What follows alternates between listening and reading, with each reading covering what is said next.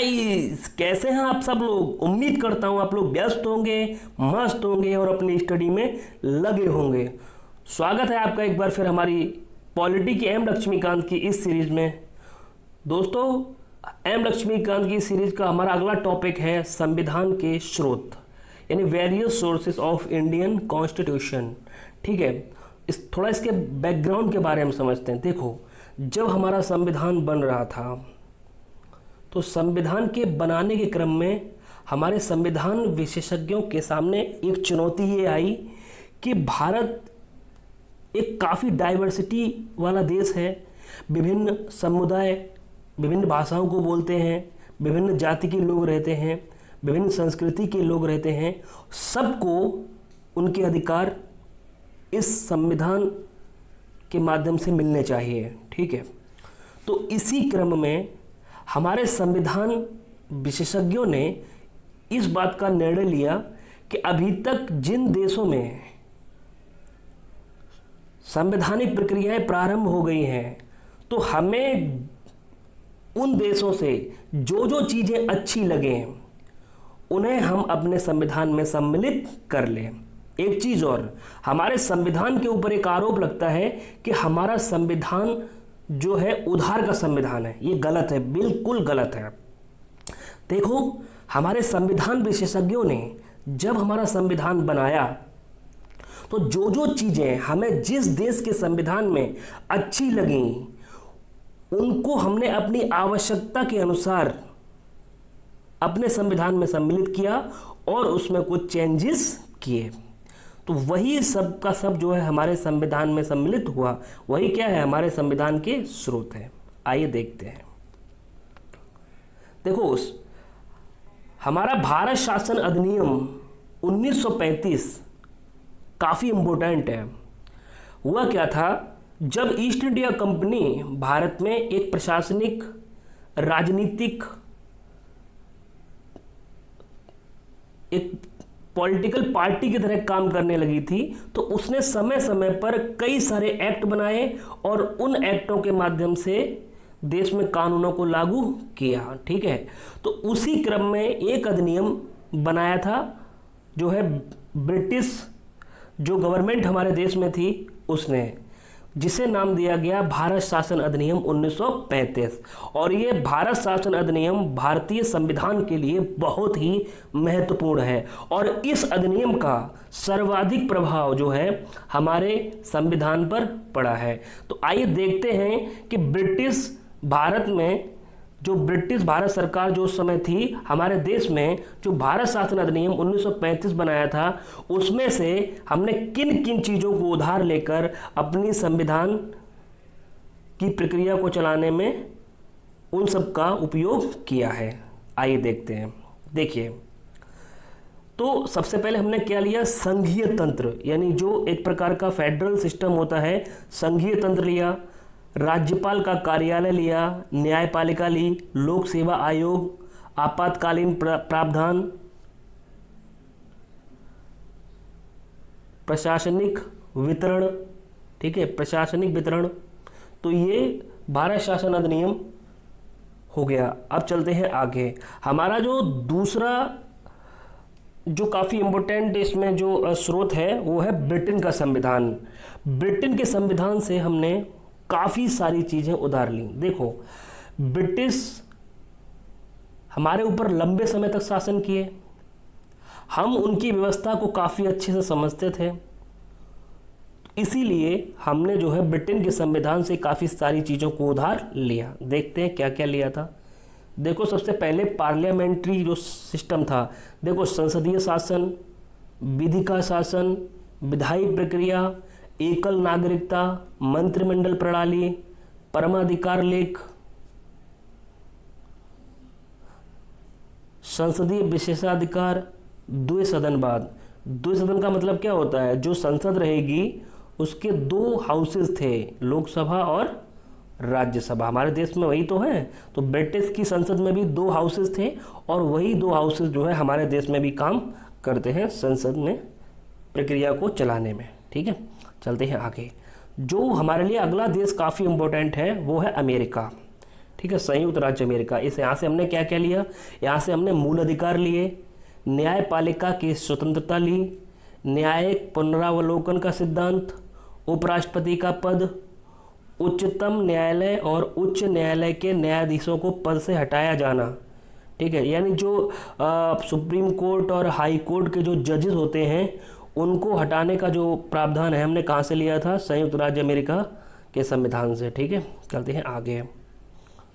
आगे जो इसमें है राष्ट्रपति पर महाभियोग, यानी राष्ट्रपति को किस तरीके से पद से हटाया जाएगा अगर वो कॉन्स्टिट्यूशन के अगेंस्ट यानी संविधान के अगेंस्ट में कोई कार्य करते हैं तो जो है उन पर महाभियोग लगाकर उन्हें पद से हटाया जाएगा।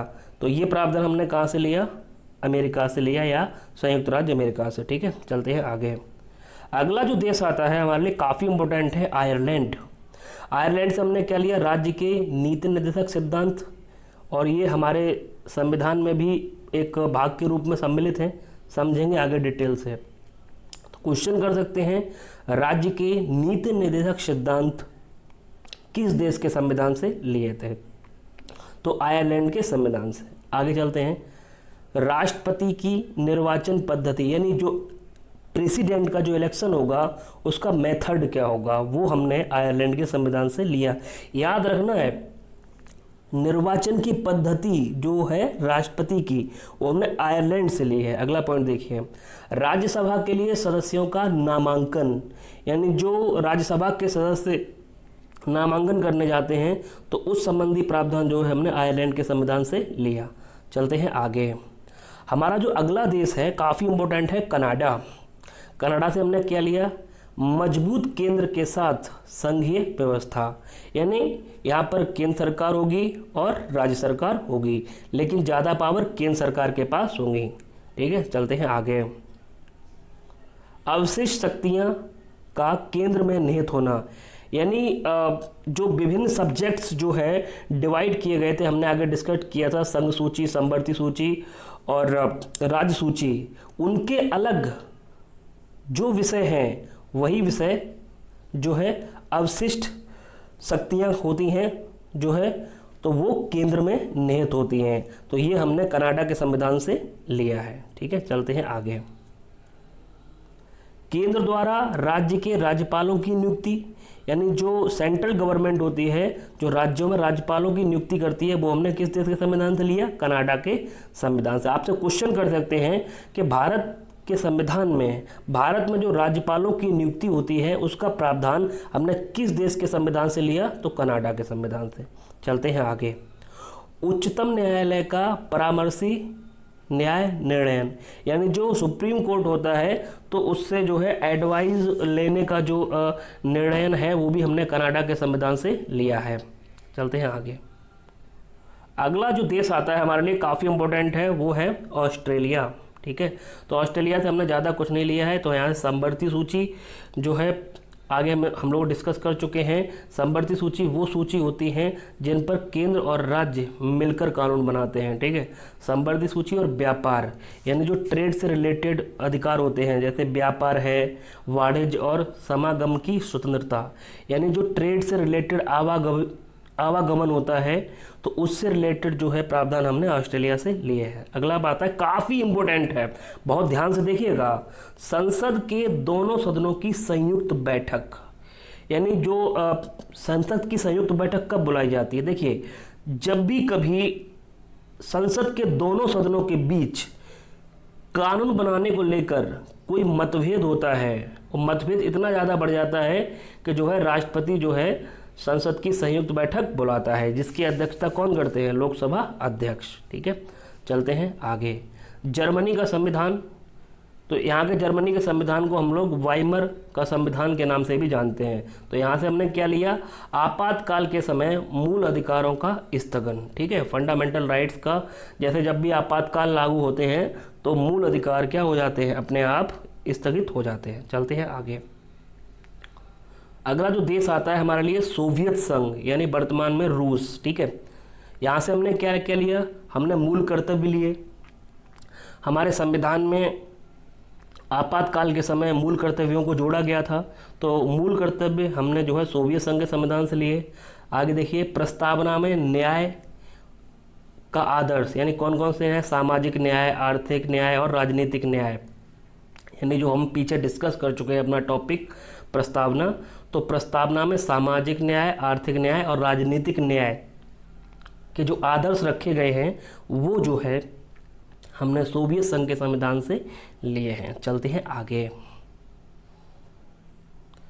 देखो, फ्रांस के संविधान से हमने क्या लिया, गणतंत्रात्मक और प्रस्तावना में स्वतंत्रता, ठीक है, समता और बंधुत्वता के आदर्श, यानी प्रस्तावना में जो स्वतंत्रता है, समता है और बंधुत्वता के जो आदर्श हैं हमने कहाँ से लिए हैं, फ्रांस के संविधान से। चलते हैं आगे। अब आता है दक्षिण अफ्रीका का संविधान, काफ़ी इम्पोर्टेंट है। देखो, संविधान में संशोधन की प्रक्रिया हमने किस देश के संविधान से ली, दक्षिण अफ्रीका के। अब ये संशोधन क्या होता है, देखो, जब भी संविधान में कुछ अतिरिक्त जोड़ना होता है या उसमें कुछ बदलाव करना होता है तो वही क्या कहलाता है, संशोधन कहलाता है। तो संविधान में संशोधन की प्रक्रिया जो है हमने दक्षिण अफ्रीका से ली। आगे देखिए, राज्यपाल के सदस्यों का निर्वाचन, ठीक है, यानी जो इलेक्शंस होता है जो पार्लियामेंट का, जो राज्यसभा एक हाउस है, तो उसमें सदस्यों का निर्वाचन का प्रावधान हमने कहाँ से लिया है, दक्षिण अफ्रीका का संविधान से। आइए देखते हैं अगला, जापान का संविधान, ठीक है। तो यहाँ से हमने क्या लिया, विधि द्वारा स्थापित प्रक्रिया, ठीक है। विधि द्वारा स्थापित प्रक्रिया का मतलब होता है कि जो रूल बनेंगे तो रूल के आधार पर ही जो भी प्रोसेस होगी वो इस्टेब्लिश की जाएगी।